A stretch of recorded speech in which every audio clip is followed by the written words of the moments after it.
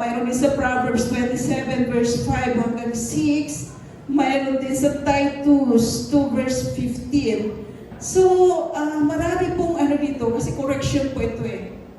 Pagdating sa correction, ang dami pong talagang mga verses na pwede natin makita sa Biblia. Mayroon pa sa 1 Thessalonians 5 verse 11, sa Ephesians 4 verse 25.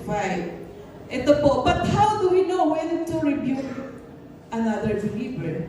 So, paano natin malalaman kung kailan natin i-rebuke yung ating kapatiran? Ito po yung scriptural rebuke begins in the heart. Before we confront anyone about anything, we should first examine our own motives. So dapat, bago tayo mag-review, tingnan po muna natin ang motibo natin. Di po ba? Tingnan natin ang motibo natin sa pag-review sa isang kapatiran. Sa 1 Corinthians 16 verse 14 says, let everything be done in love. That includes rebuke. So, kailangan talaga may pagmamahal pa rin. Hindi po dapat mawala yung pagmamahal kahit na nag-review na tayo sa ating mga kapwa mananampalataya or kahit naman hindi pa believer, di po ba? Kasi love din natin sila eh. That includes rebuke. There is a right way and wrong way to rebuke someone. So may tamang pamamaraan ng pag-review at may mali din palang pamamaraan. Tama ka talaga.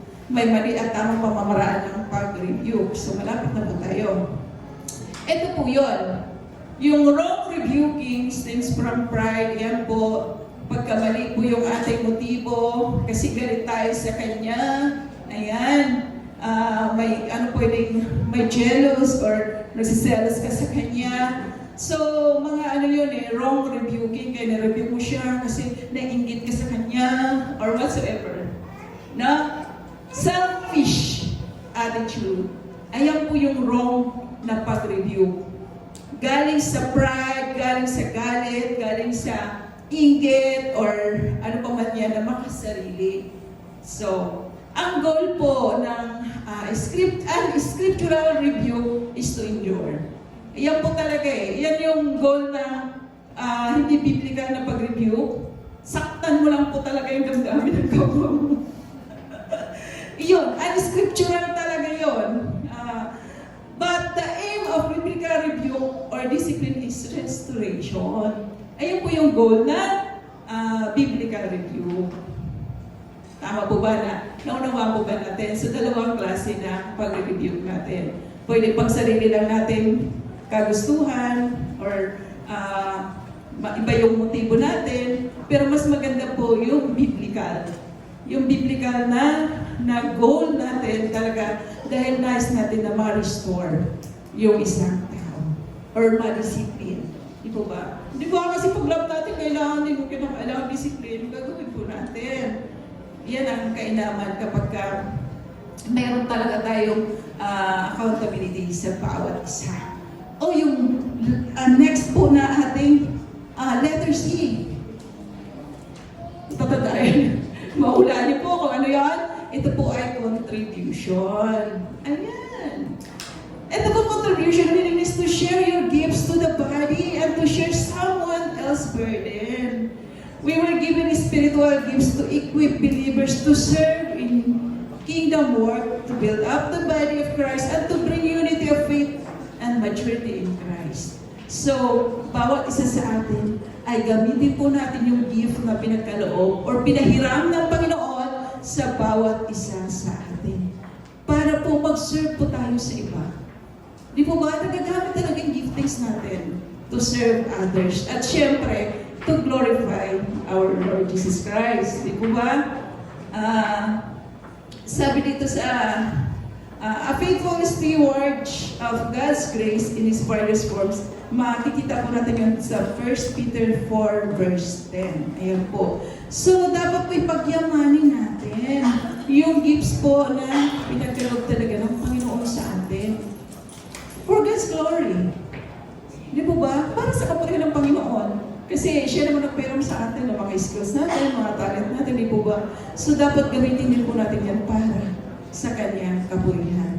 May saying nga, what you don't use, you lose. So, pwede, Ay, hindi mo naman ginagamit eh. Di ba ba? So gamitin talaga natin kung ano yung pinahiram ng Panginoon sa atin. At saka, syempre, napaka-eksila ng life. Kailan pa natin gagamitin yung gift na pinagkaroon ng Lord sa atin? Siguro marami pa rin sa atin, di pa rin natutuklasan hanggang ngayon. Ano nga ba yung gift ng Lord sa akin na pwede kong gamitin? Pero meron yung kapatid. Oo. Ano lang natin? Tawag niya, isip natin kay Lord yung mga ano na yung giftings, kung saan ka talaga pwedeng gamitin ng Panginoon sa kanyang kaharian. Amen. So, ayan. Pupunta natin sa conclusion.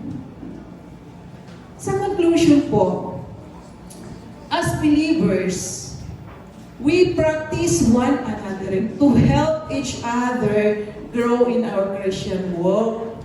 Kailangan po talaga i-practice natin one another para talagang lumago tayo sa ating Kristiyano lakad sa ating Panginoon. We encourage one another. Napakalaga noon. Napakalaga ng encourage yung ano ba Tagalog nito? Talagang i-push natin yung bawat isa sa atin. I-push na lumapit sa Panginoon, hindi yung i-push na lalong mawala sa Lord, na hindi na natin makikita sa gawain ng Lord. So yung confess our sins to each other, di po ba napakalaga ay inano na rin po natin, diniscuss na rin po natin. So marami pa pong iba. But we also admonish one another. So nagpapaalalahanan pa rin po talaga tayo. Dapat hindi mawala talaga yun. Pati yung, ayan, inuulit naman, you rebuke each other and restore one another in the faith through church discipline. Ayan. So, kung tayo ay dinidisiplina or nasa disciplinary action, pangunahulugan lang na mahal talaga tayo ng Panginoon. Kasi ayaw ng Lord na magpapatuloy tayo doon sa ginagawa natin. Hindi naman talaga. Yun ang nais ng Lord.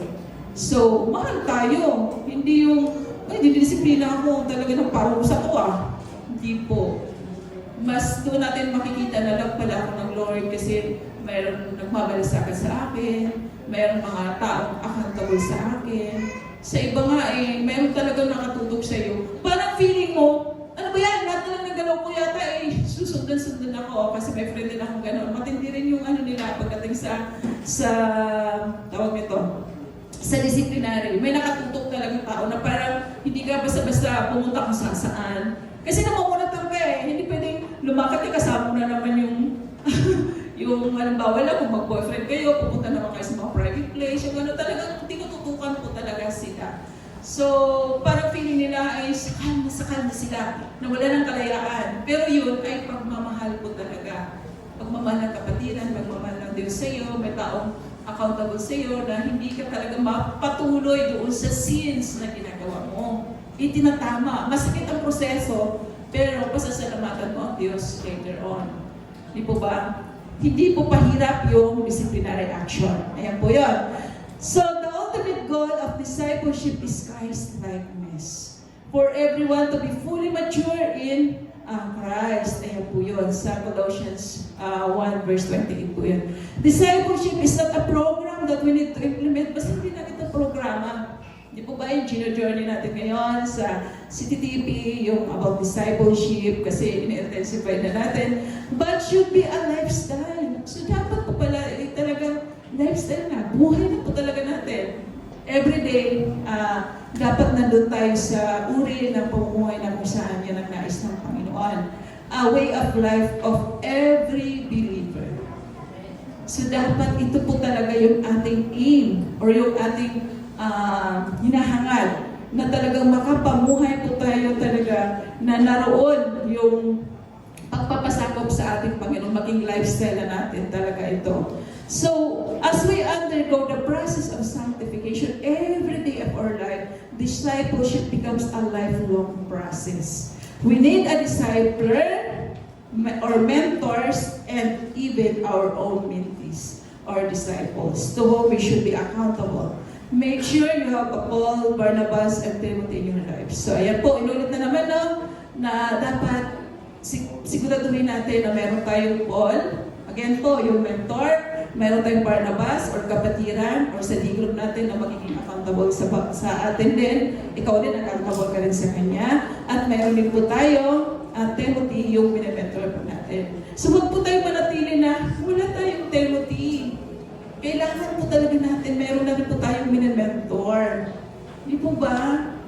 At saka lumalago din po tayo kapag nagpapagamit talaga tayo sa Diyos. On process nga lang, pero at least, di po ba? So ayan. So yun, i-goal po natin na meron tayo. Huwag po natin talaga manatili na may Paul lang tayo or may mentor lang tayo. Huwag po tayo makontento. Kundi, i-goal po natin na mayroon tayong Timothy sa buhay natin or mayroon tayong dinidisciple. Ayan po. As we practice and grow in accountability in our journey of faith, we also grow in holiness and love and in obedience. So ayan po yun. Thus making us more and more ready and effective to disciple others. Ayan, pag pinapractice po natin yung accountability, nagiging ano po yan eh. Iyan yung pamamaraan para maging effective din po tayo sa pagbisikulo sa iba. Tama po ba? This leads to faster church growth. Ayan. Pag makita po sa ating iglesia, yung accountability, yung pagpapakialamanan, hindi yung pakialam para sirain ka, kundi yung pakialam para magpabuti ka, ayan, mapapabilis po yung growth ng church. Opo. Not just in quantity. Hindi lang quantity, pero yung quality of discipleship in our church, maging sa community, in particular and in the body of Christ in general.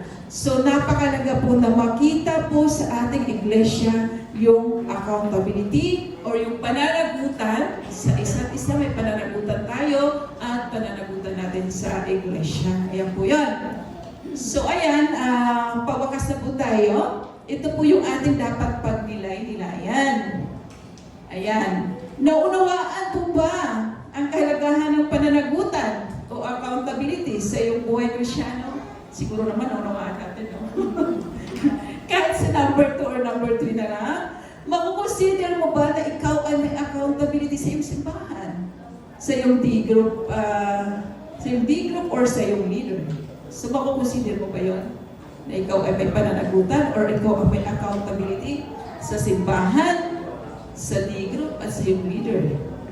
Pangatlo po, anong gagawin mo ngayon bilang tungkol sa iyong natutunan? So, pwede po yan natin discuss sa ating mga D-group. Di po ba? So, again po, salamat sa Panginoon sa umagang ito at again, huwag tayong magsawa kung paulit-ulit natin mapapakinggan, lalo na patungkol sa Hello, kasi yun ang dapat natin talaga lakaran, yung lumakad tayo na may holiness or may kabanalan. Hindi po dito pinag-usapan na dapat maging perfecto na tayo kasi hindi po mangyayari yun hanggang nandito tayo sa lupa. Napakaraming temptation, pero at least sa mga proseso, sa paalala sa atin, ay may iwasan natin, lalo na yung pamumuhay na nandoon pa rin tayo sa kasalanan. Di po ba? Dahil ang nais ng Panginoon, lumakad tayo na ayon sa salita ng Diyos, ayon sa nais ng Panginoon, upang ang buhay talaga natin ay magamit. At pagdating naman ng araw, i-reward tayo ng Diyos. May langit na nag-aantay sa atin. Magpatuloy lang tayo sa Panginoon. Di po ba? Kaya salamat sa Panginoon sa umaga ito. God bless everyone. At sinihan ng Diyos ang ating natutunan para sa ganun ay magamit natin sa ating pag-aaral. Salamat po.